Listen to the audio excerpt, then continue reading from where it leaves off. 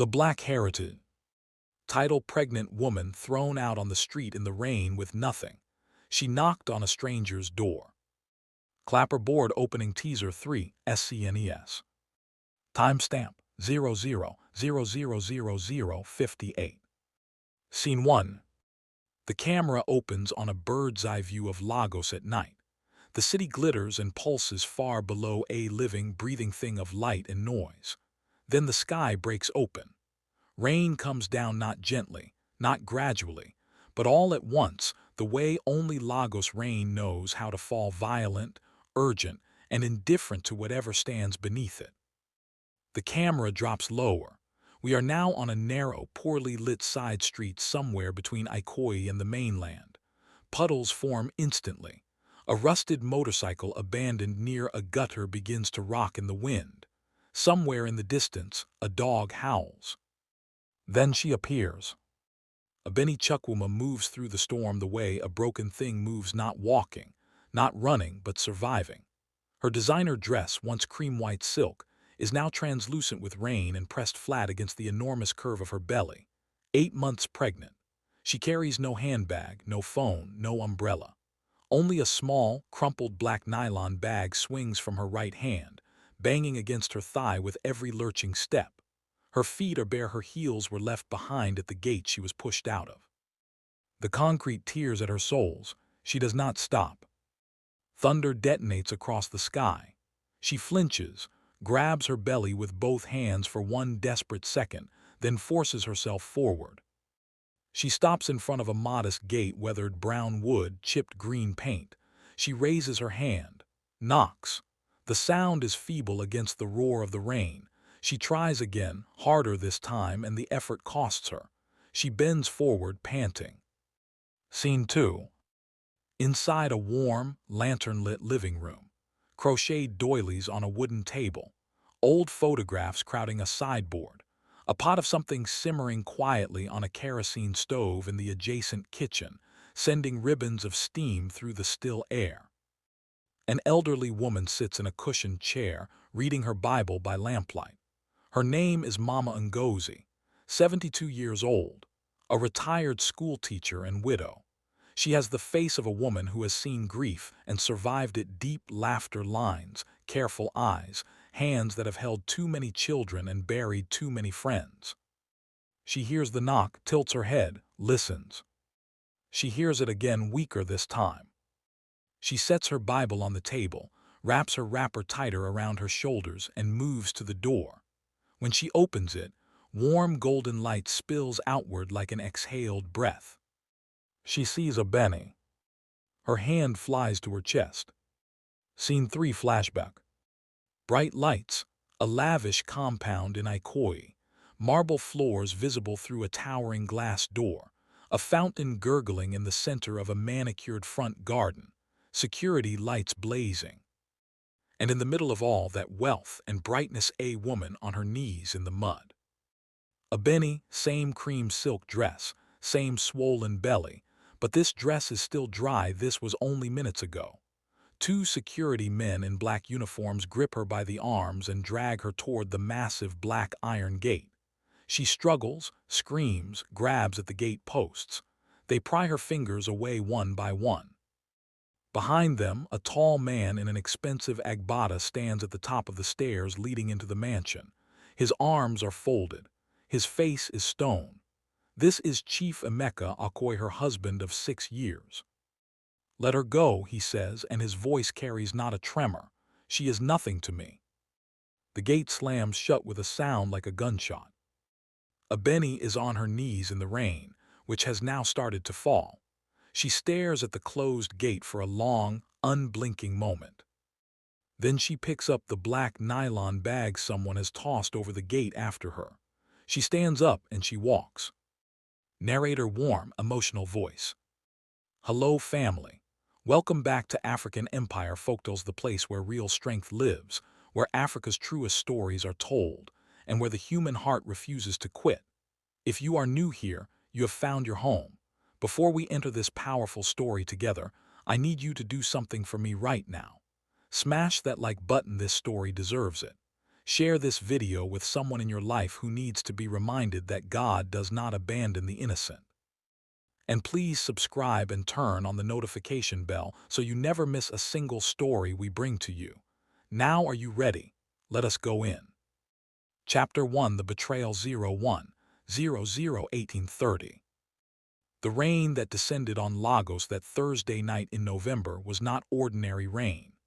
The elders would later say it was the kind of rain that comes when the heavens themselves are weeping thick, relentless, furious, as if the sky had been holding something back for months and could hold it no longer. Abeni Chukwumakoi had not expected rain when she got dressed that morning. She had put on the cream silk dress because Emeka liked it. She had spent 40 minutes on her hair because Emeka's family was coming to dinner. She had spent the afternoon in the kitchen despite being 8 months pregnant, supervising the cook, taste testing the pepper soup, arranging fresh roses on the dining table because Emeka's mother always noticed such things and always commented if they were absent. She had done everything right. She had been everything she was supposed to be. And still, by 7 o'clock that evening, she was in the rain with nothing. Let us go back to the beginning of that day, because the end of a story cannot be understood without its beginning.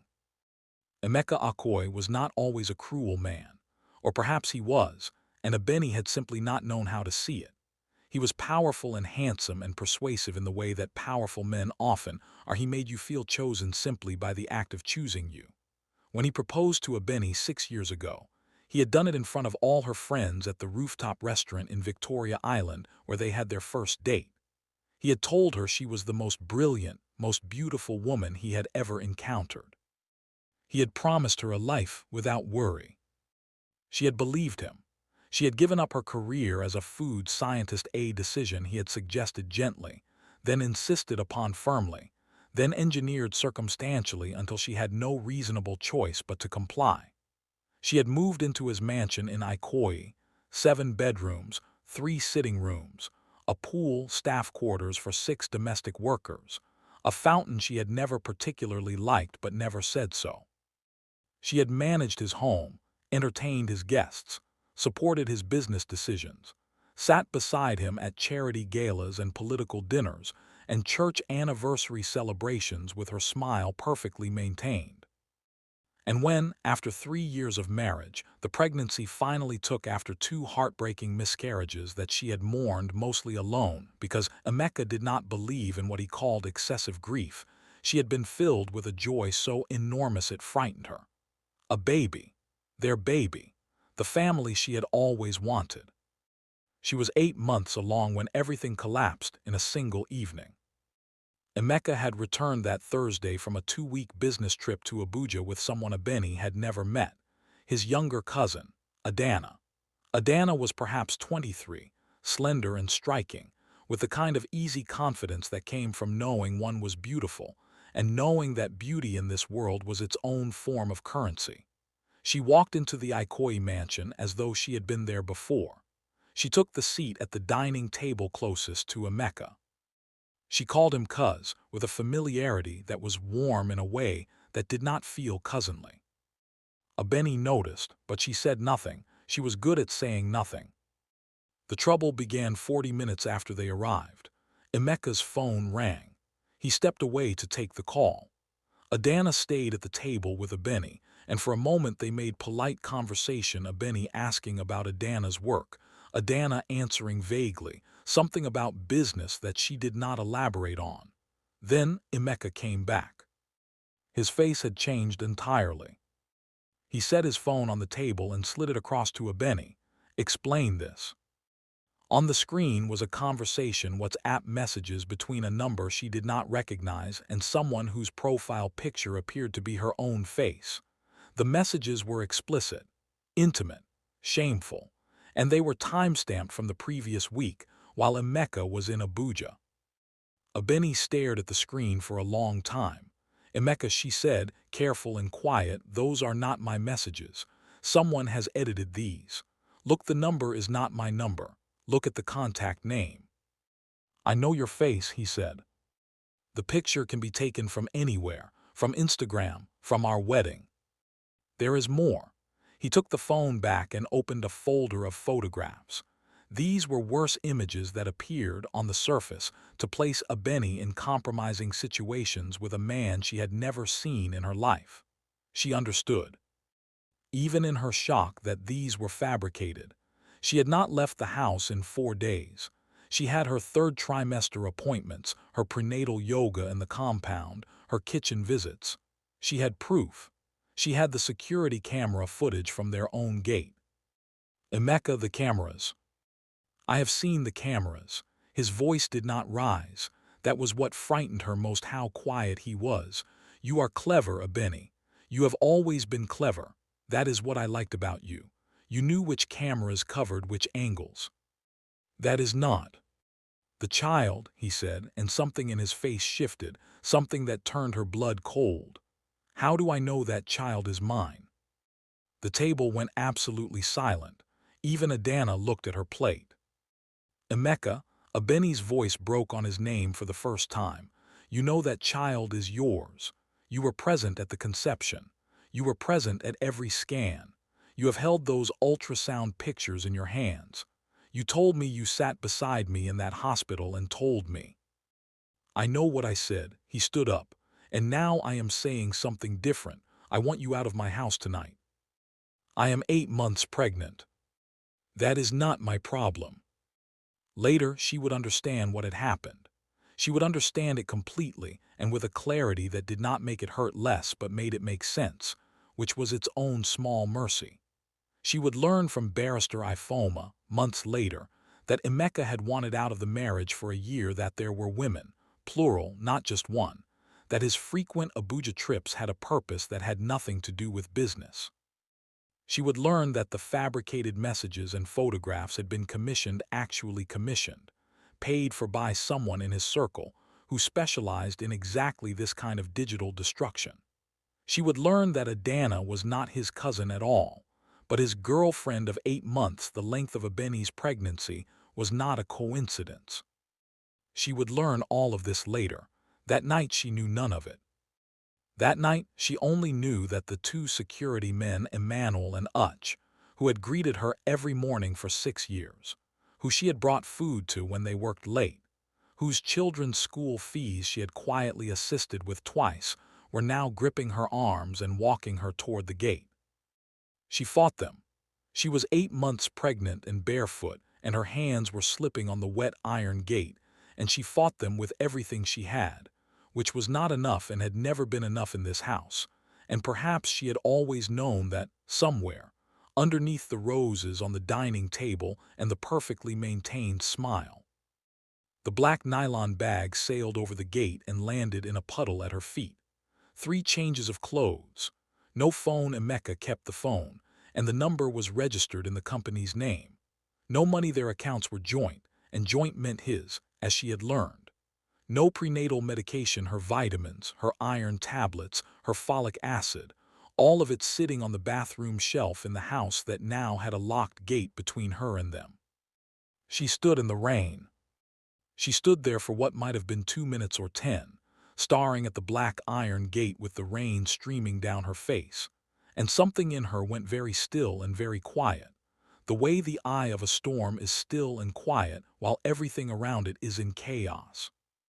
Then she bent down, picked up the nylon bag, straightened her spine as much as her belly would allow, and walked. She had no destination. Her parents were gone, her father to a stroke when she was 19, her mother to cancer 3 years after. She had sisters, but Emeka had spent 6 years gently, patiently, systematically severing those relationships with small slights and cultivated misunderstandings until the calls had stopped coming.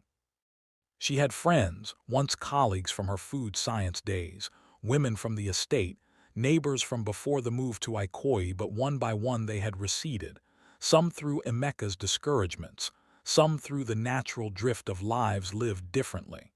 She had let them go because she had thought she didn't need them. She had Emeka. She walked for an hour, maybe more. She wasn't counting. She was breathing, concentrating on the breath, on keeping her feet moving, on not falling, on the baby who kept shifting inside her with small, urgent movements that felt like questions she couldn't answer. She walked away from Ikoyi, across the bridge, through parts of Lagos she had not visited in years, neighborhoods that Emeka found beneath their station. She walked until her bare feet were bleeding and her lower back had developed a pain that radiated down into her hips with every step, a pain she recognized from her prenatal classes as the kind that bore careful watching.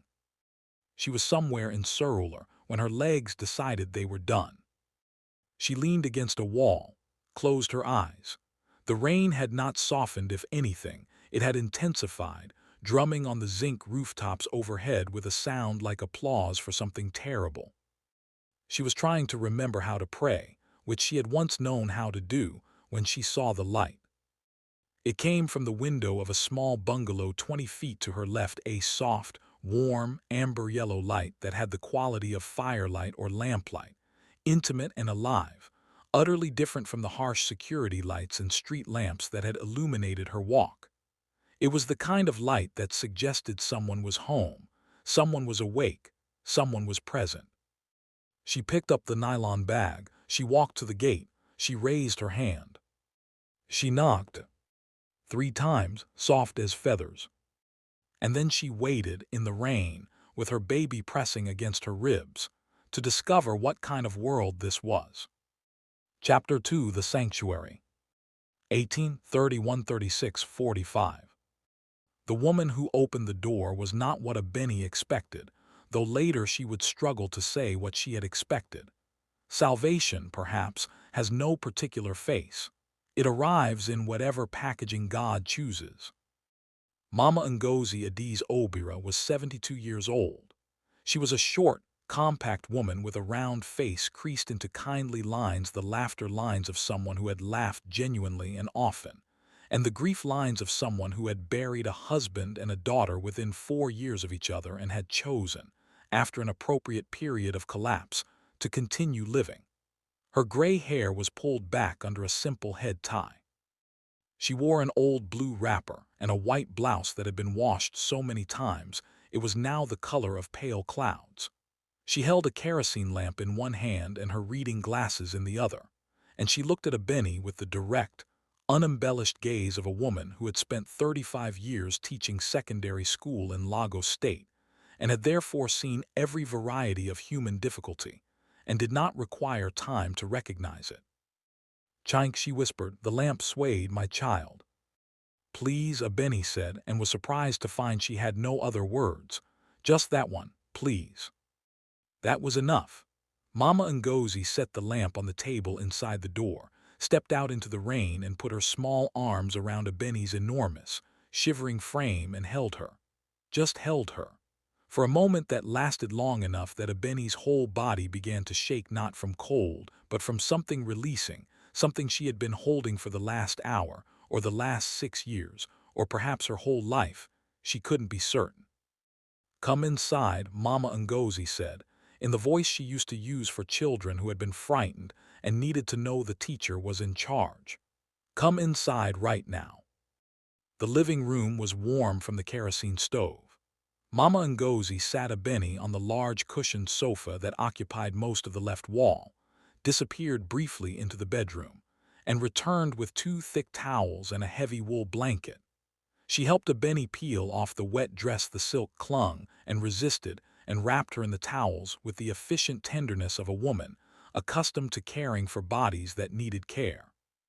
She brought slippers from her room, too large but infinitely better than bare bleeding feet, and she knelt this elderly woman with her arthritis, got down on her knees to look at the cuts on Abeni's soles. "Water," she said to herself, quietly cataloging tasks. "Hot water, and the first aid tin, and the pepper soup is still on the fire. God has his ways." She boiled water. She cleaned the cuts on Abeni's feet with warm water and antiseptic cotton wool, her hands as steady and practiced as a nurse's. She made ginger and lemon tea with a large spoon of raw honey and insisted Abeni drink all of it. She set a bowl of pepper soup, goat meat, uses of leaves, crayfish on the small table beside Abeni, and sat down in her armchair and watched her eat with the focused satisfaction of someone for whom feeding another person is its own form of worship. Abeni ate. She could not remember the last time she had eaten. Lunch, she had eaten a small lunch because her stomach had been tight with nerves about the family dinner. She ate the pepper soup and felt it warm a path straight through her, and she could feel the baby settle in response to the warmth and the food, could feel those small movements change quality from anxious to calm. When she had eaten, Mama Ngozi brought a basin of warm water with salt and a few leaves she crushed between her palms, leaves from the small garden she kept at the side of the bungalow.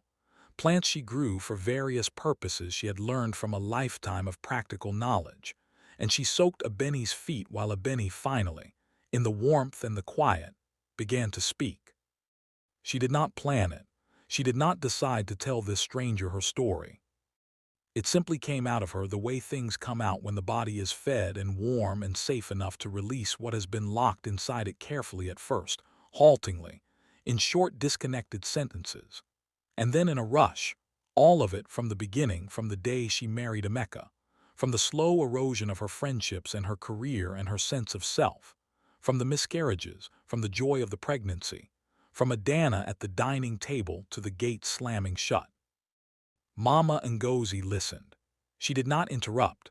She did not offer reassurances at moments when reassurance would have been false. She listened with the totality of someone who understood that being heard, truly heard, is its own form of medicine. When Abeni finished, they sat for a moment in silence. The rain continued outside, though it had softened somewhat, become something that could almost be called peaceful. "You look like someone," Mama Ngozi said at last, her head tilted slightly. "I have been staring at you since you came in and trying to place it. Now I know. You look exactly like Chidinma." Abeni looked up. "Excuse me." "Chidinma Ez, from Enugu State. She was the most gifted woman I ever knew in my life, and I have known many gifted women. She made soups that healed people, not metaphorically, my child. Literally. Women who had been unable to conceive for years would eat Chidinma's pregnancy soup and find themselves with child before the year ended. Men with joint pains so severe they could not climb stairs would eat her bone broth and return to climbing in a week. She understood plants and spices and the relationship between food and the body in a way that most universities have never properly cataloged. She was my dearest friend for 20 years. Mama Ngozi paused. She passed away 11 years ago. I still miss her every day.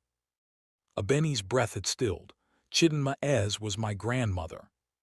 The silence that followed was different from the one before. It had weight and texture, and something that felt unmistakably like intention. Mama Ngozi rose slowly from her chair, moved to the old wooden sideboard against the far wall, and opened the bottom drawer. From deep inside it, wrapped in an old piece of kente cloth, she drew out a photograph album. She brought it to the sofa and sat beside Abeni. She opened it carefully, turning the thick plastic-covered pages until she found what she was looking for. In a photograph from 1987, hand-dated in faded blue ink at the corner, two young women stood together at what appeared to be a village New Yam festival. They were laughing, their heads tilted toward each other, their arms around each other's shoulders. One was a slender young Mama Ngozi, recognizable despite the decades. The other was a woman whose face Abeni had only ever seen in old family photographs, a woman whose image her mother used to touch with a particular tenderness. Abeni began to cry. Not the desperate, survival-level crying of the gate and the street. This was something else: relief crying, recognition crying, the crying that happens when the universe makes itself legible for just one moment, and you understand, however briefly, that you are not random and your suffering is not random, and the ground beneath your feet, even when it cannot be seen, is real. Mama Ngozi put her arm around Abeni and let her cry. When Abeni had quieted again, Mama Ngozi went to the closet in the corridor and returned with a stack of neatly folded clothing, maternity dresses, soft cotton, generous and modest. They had belonged to her daughter Adiz, who had passed away 6 years ago. She had kept them because she could not bring herself to give them away and had not known why, until now. "These will fit you properly," she said, folding them and setting them on the sofa arm. "You will sleep in Adi's room. The bed is made. I keep it made." "Mama Ngozi, I cannot impose." "Impose?" The old woman looked at her with an expression that was genuinely puzzled, as though Abeni had used a word in the wrong language. "You are Chidinma's blood. Her granddaughter was brought to my door in the rain. That is not imposition. That is an assignment. Go and sleep." After she had helped Abeni into the room and made sure she was settled, Mama Ngozi went back to the living room and picked up the black nylon bag Abeni had set on the floor by the sofa. She intended only to find something for Abeni to wear in the morning to check what the bag contained so she could help properly. She found the 3 changes of clothes, as expected. She found, folded inside the second change of clothes, a small bundle of documents in a plastic sleeve papers Abeni clearly had not even known she was carrying, tucked there perhaps in a hurry by someone's hand or fallen there from something else entirely. She set these aside without examining them. And at the very bottom of the bag, wrapped in a small piece of faded yellow Ankara cloth, she found a book. It was small, handwritten. The cover was soft brown leather worn smooth with use, and the pages within were covered in a handwriting Mama Ngozi recognized immediately, a particular cramped, precise, flowing hand she would have known anywhere in the world, a handwriting she had watched fill pages for 20 years. She turned the book over. On the back cover in Chidinma's hand, "For whoever needs this, God will direct it." Mama Ngozi sat down in her armchair. She held the book in both hands for a long moment, and her eyes filled with tears, and she let them fall, because some moments deserve tears and there is no wisdom in refusing them. Then she opened to the first page, and she began to read. Chapter 3, Rebuilding. 36465600. The morning after the worst night of Abeni's life smelled like cinnamon, and something she could not immediately identify, a spice that pulled her upward out of sleep before she was ready to be pulled, that reached into whatever dim and exhausted place she had retreated to and said, quietly but firmly, "Come back. There is something here." She lay still for several minutes in the unfamiliar bed, taking inventory. The mattress was soft in the way that old, well-used mattresses become soft, shaped by years of someone's body, accommodating without effort. The pillow smelled of a mild floral soap. Morning light came through white curtains, pale and uncertain, the kind of light that follows a heavy rainstorm. She was alive. Her baby was alive. She knew this from the small rolling movement just below her ribs, a greeting. The cuts on her feet had been cleaned and dressed with white bandage strips. Somewhere in the next room, Mama Ngozi was moving around with the purposeful quiet of a woman who had been awake since before the light and had been busy ever since. Abeni dressed slowly in one of Adi's cotton dresses, deep green, soft, loose and merciful around the belly, and made her way to the kitchen doorway. What she saw there stopped her. Mama Ngozi stood at the stove, the small handwritten book open on the counter beside her, working from it with the concentration of someone citrating music. 3 pots were on the fire at various stages. The kitchen smelled of uziza and ajiri, and something darker and earthier, a combination that Abeni had not smelled since childhood, since her grandmother's kitchen in Enugu. Since a particular Saturday afternoon when she was perhaps 7 years old and Grandma Chidinma had let her stir the pot and told her that food was not just food, that everything a woman put her hands to carried her energy into it, that cooking was a kind of prayer. "Sit down," Mama Ngozi said without turning around. "The first soup is almost ready. You should taste it and tell me if I am doing it correctly." "What is it?" "Your grandmother's morning strength soup. She made it for pregnant women in the 3rd trimester. Iron, folate, slow-burning energy, all from whole ingredients." She had written the scientific reasoning beside every recipe. Mama Ngozi finally turned, and there was something luminous in her face, the look of someone reunited with something precious. "Your grandmother was decades ahead of her time, Abeni." She understood nutrition the way your generation's doctors understand it, but she arrived there through observation and practice and love. This book she touched it briefly, gently. This book is extraordinary. They ate breakfast together. Abeni tasted the morning strength soup and felt something she had not felt in months: vitality. Not the brittle, performed vitality of a woman who had been managing a life that was slowly strangling her, but actual, cellular, real-bodied vitality, as though something in the food was speaking directly to the places in her that had been depleted. "I need to tell you about the documents," Mama Ngozi said, when they had cleared the bowls. She brought the plastic sleeve to the table and set it in front of Abeni. Abeni opened the sleeve slowly.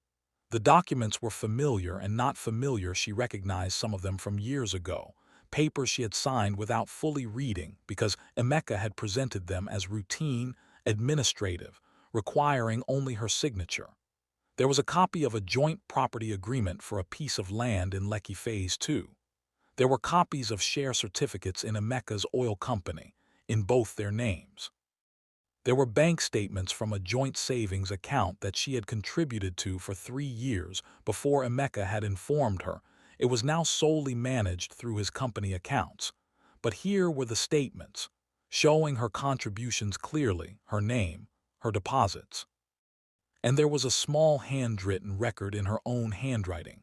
She realized, from years ago, a habit she had developed early in the marriage of keeping a personal record of her financial contributions. She had forgotten about this record. She had no idea it was in this bag. She looked at Mama Ngozi. "I didn't know these were in here." "God put them there," Mama Ngozi said simply. "Now you know." That day, Mama Ngozi made phone calls. She had been a teacher for 35 years and a community woman for 72, and in Lagos, that meant she knew people. By afternoon, she had reached a friend of a former student, a female lawyer named Barrister Ifoma Equium, who had built her practice around women's rights and family law. Barrister Ifoma agreed to come to the bungalow 2 days later. When she arrived, she looked at the documents for 45 minutes without speaking, then looked up at Abeni. "This man made a serious error," she said, "and I am going to help you make him understand that."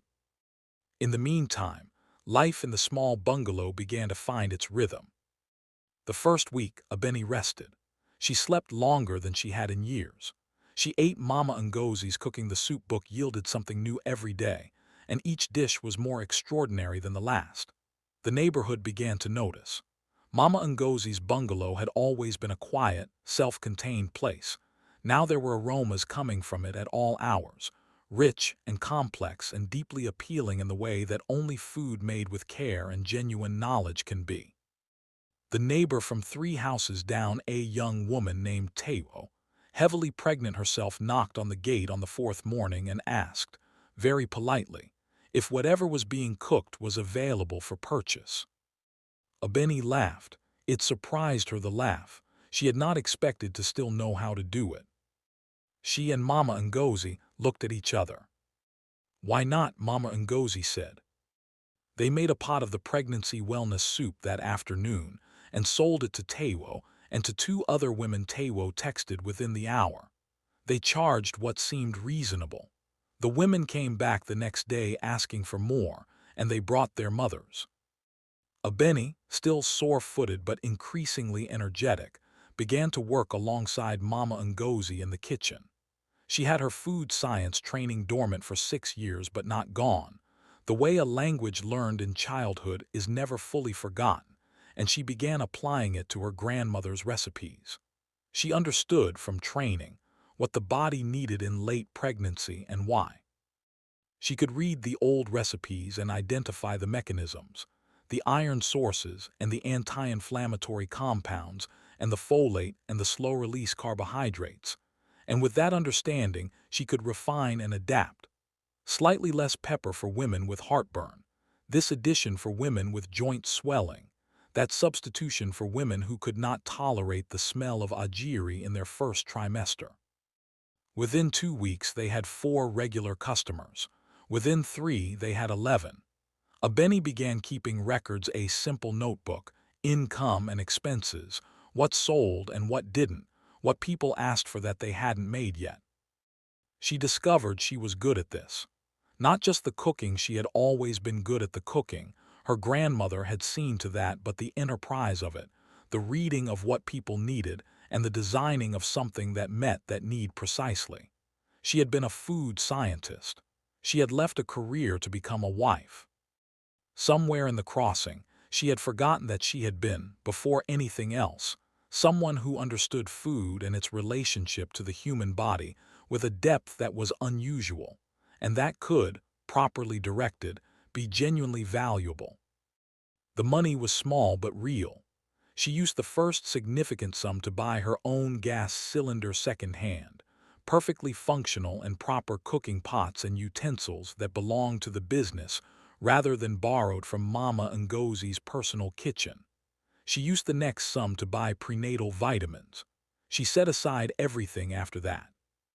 Barrister Ifoma came 3 times in those weeks, each time with more information, each time with the focused energy of a lawyer who had found a case she believed in. She explained what the documents meant. She explained what their legal options were.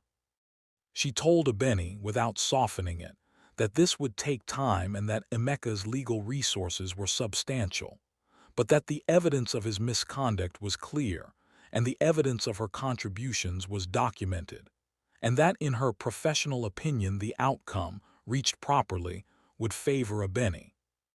"What I need from you," Barrister Ifoma said on her 3rd visit, "is for you to be safe, be well, have this baby in good health, and trust me to do the rest." Abeni promised. The baby cooperated. On a Tuesday evening in the 4th week, while Abeni was portioning the days cooking into containers for delivery, she felt it not the familiar kicks and shifts she had grown used to, but something different. Something that changed the quality of the air in the kitchen and made Mama Ngozi look up from the cutting board immediately. "Is it time?" Mama Ngozi asked. "I think," Abeni said, and sat down carefully on the kitchen stool and breathed. It was time. Mama Ngozi moved with extraordinary speed for a 72-year-old woman with arthritis. She had prepared for this. She had the hospital bag ready. She had prepared it herself, quietly, 2 weeks earlier, not telling Abeni because she did not want to alarm her, but knowing the day was coming and believing in preparation as one of the few reliable tools in an uncertain world. She called Barrister Ifoma, who had agreed to drive them. She locked the house. She held Abeni's hand in the back of the car and talked to her steadily, calmly, about anything: the soup book, the neighborhood, a television program she had watched the night before, filling the air with words so that silence couldn't fill it with fear instead. At 2:47 in the morning, after 11 hours of labor and 3 of the most difficult hours of her life, Abeni Chukwuma held her daughter for the first time. The baby was small and perfect and furious about her arrival, which Abeni took as an excellent sign. "What will you name her?" the nurse asked. Abeni looked at this child, this impossible, surviving child, born of a terrible night and a kind woman's open door, and a dead grandmother's soup recipes, and a lawyer who believed in the law and knew without hesitation. "Chidinma," she said. "Her name is Chidinma." Chapter 4: The Fight for Justice. 56:0174:30. Emeka Okoye heard about the baby from his housekeeper, who had heard it from someone who knew someone in the neighborhood where Abeni had been seen. He received this information on a Thursday morning over breakfast, and the information made him angry in a way that surprised him, not because he felt anything for the child, but because Abeni's continued existence, her obvious refusal to simply disappear, offended something in him. He had thought she would go to a shelter, or fail to manage, or find some relative who would absorb her quietly and efficiently, removing her from his life without further inconvenience. He had not imagined she would still be there, still in Lagos, still functional, and apparently this was the part that truly irritated him: cooking soup. He made 2 phone calls that morning. The first was to a man who specialized in the kind of work that powerful men in Lagos paid for in cash when they needed people to understand that they had overstepped. The second was to a journalist who wrote for a blog that specialized in what it called society exposés, and what most people who read it understood to be sponsored character assassinations. The thugs came first. 3 men appeared at Mama Ngozi's gate on a Friday evening, 2 weeks after Chidinma was born, while Abeni was inside nursing the baby and Mama Ngozi was in the front garden watering her herb plants. They banged on the gate. They shouted threats in a mixture of Yoruba and Pidgin English that the woman inside should leave Lagos, that she should withdraw whatever nonsense she was planning with lawyers, that Chief Akoi was a man of power, and she was nobody and nobody should make the mistake of testing a man of power. Mama Ngozi listened to all of this from her garden without setting down her watering can. When they finished, she looked at them over the gate with an expression of such complete, unfrightened calm that the men shifted uncomfortably. "Are you finished?" she asked. They said several more things. She waited. "Good," she said. "Now I need you to hear me. I am 72 years old. I have buried a husband and a child, and I have continued to live. There is nothing you can threaten me with that God has not already made me capable of surviving. But more practically, this gate has a camera." She pointed at the small device mounted above the gate post, which she had installed the previous week at Barrister Ifoma's insistence and the business fund's expense, and everything you have just said has been recorded. If you come back, I will give that recording to the police and to every journalist I know, and I know several, because I taught many of them in Form 4. Now go away and tell your employer that the woman he is looking for is well and safe and not going anywhere." The men left. Mama Ngozi went inside and made tea and did not tell Abeni what had happened until the following morning, when she presented it as a minor administrative update rather than a threat survived. The blog story came 3 days later. The headline called Abeni a gold-digging wife who fabricated abuse allegations to extort one of Lagos's most respected executives. It described her as a woman of questionable character who had endangered her pregnancy through her own reckless behavior. It named the soup business and implied it was a front for dubious activities. It included a photograph of her taken, she later established, from the hospital's public CCTV at an angle she had not known was visible, with a caption describing her as the woman at the center of Chief Akoi's domestic crisis. Barrister Ifoma read the article at 7 in the morning and called Abeni at 7:15. "Do not respond to this," she said. "Do not comment to anyone, do not post anything, do not call anyone. I need you to trust me and let me handle this." Abeni trusted her. What happened over the following weeks was the result of two things working simultaneously: Barrister Ifoma's meticulous, evidence-based legal campaign, and a coincidence so enormous that it later seemed to Abeni less like coincidence and more like the universe correcting an imbalance. Barrister Ifoma filed the petition in the Lagos State High Court. She filed it carefully, with every document attached, with statements from the hospital staff who had treated Abeni on arrival, with the gate camera footage from the night of the expulsion footage she had obtained through a legal notice to the security company, which stored backups independently, and with a financial expert's assessment of Abeni's contributions to the joint properties and the company shares. The same week, a whistleblower inside Emeka's oil company sent a package to a major investigative journalism outlet. The package contained evidence of financial misconduct within the company, specifically fraudulent contract valuations and payments to shell companies for services that were never rendered. The dates of the transactions matched, almost precisely, the dates of certain company documents that Abeni had signed. She had signed them as a directorship she had not fully understood she held, created for tax purposes years earlier, which meant her name was on documents connected to misconduct she had known nothing about. This was potentially terrible for Abeni. Barrister Ifoma turned it into the opposite. We argue, she told Abeni, that you were used, that your signature was obtained without your knowledge of its purpose, that Emeka was aware of what those documents meant and deliberately failed to disclose it to you, that your removal from the home, so abrupt, so aggressive, so timed to when these transactions were under internal review at the company, was not about a fabricated affair at all. It was about eliminating a witness. A witness to what? To him, to his entire operation. You lived in that house for 6 years, Abeni. You signed documents. You were listed as director. If investigators came to speak to you and you told the truth, which is that you knew nothing, signed what you were given, and have clean hands, it is devastating to his story. But if you were publicly discredited, publicly branded as a deceitful, unfaithful wife who had been rightly expelled, Barrister Ifoma spread her hands. Who believes an adulterous gold digger? Abeni sat with this for a long time. He was protecting himself, she said finally. He was protecting himself, Barrister Ifoma confirmed. And in doing so, he manufactured the evidence, removed you from the home with a pregnant woman's lack of ability to fight back, and expected you to vanish. He did not expect this.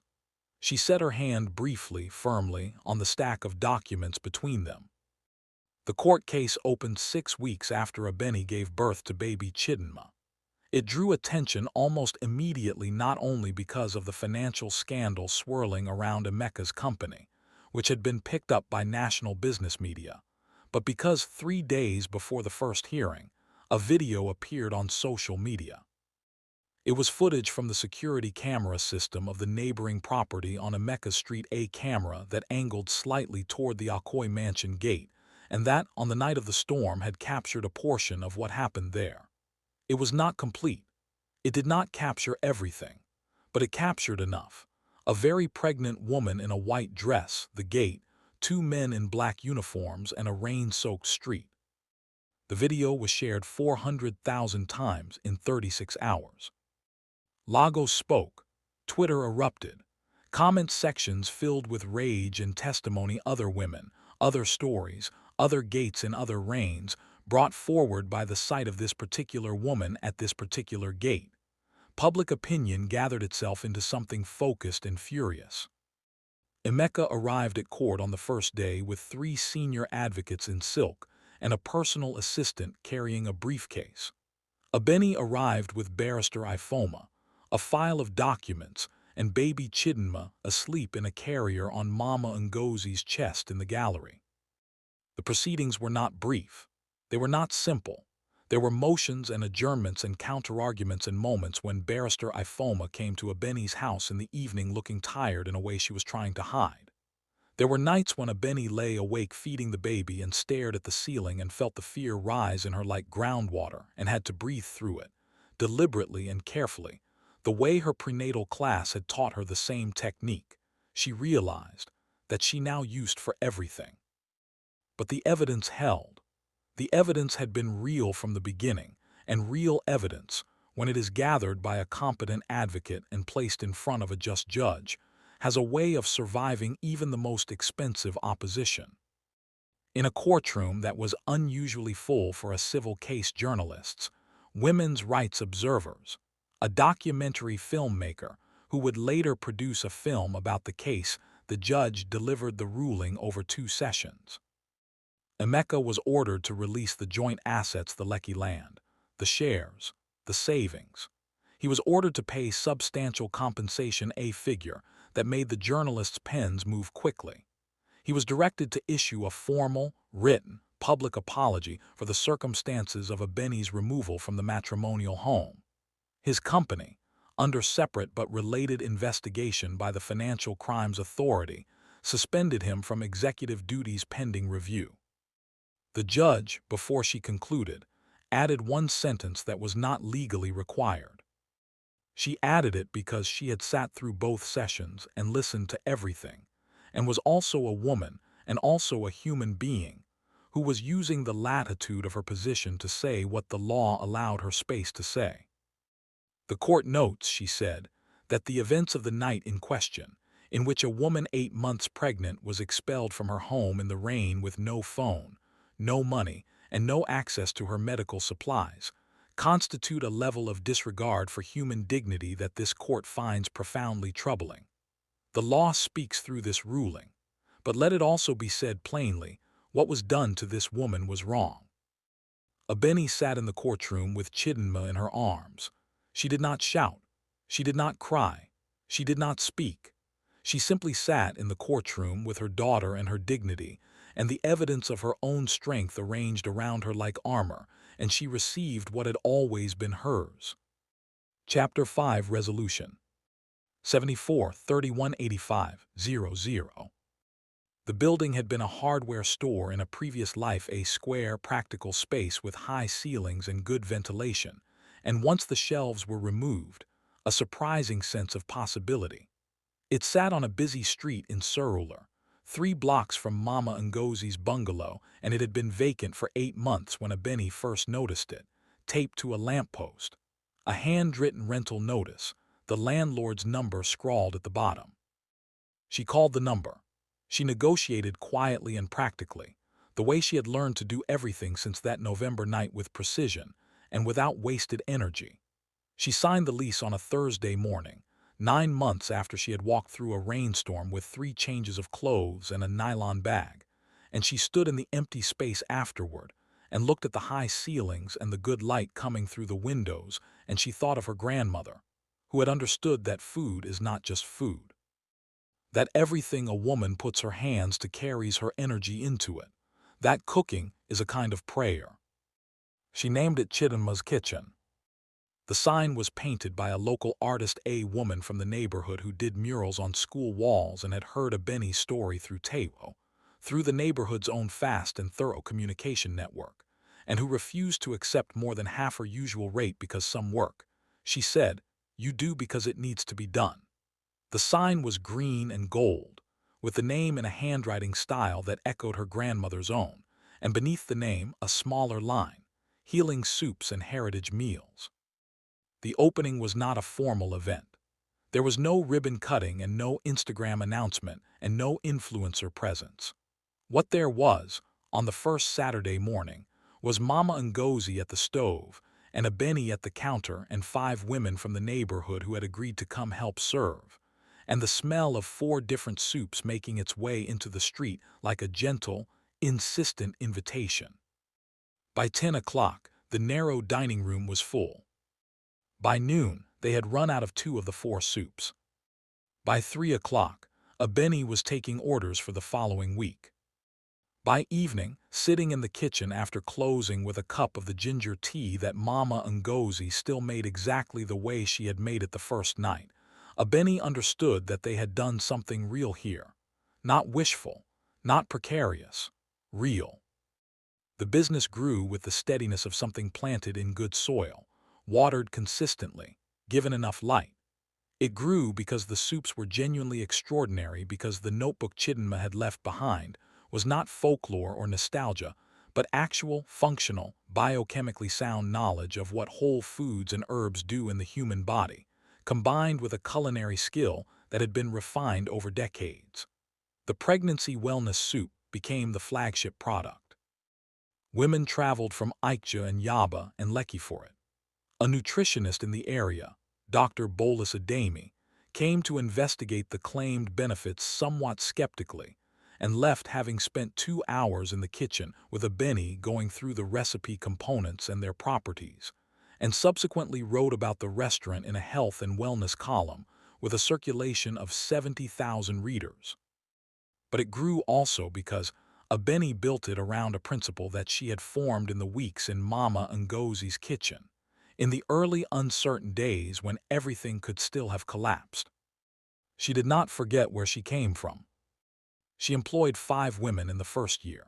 She chose each of them deliberately, a woman from the shelter on Bellow Street who had left a violent marriage with her 3 children and needed both income and flexibility.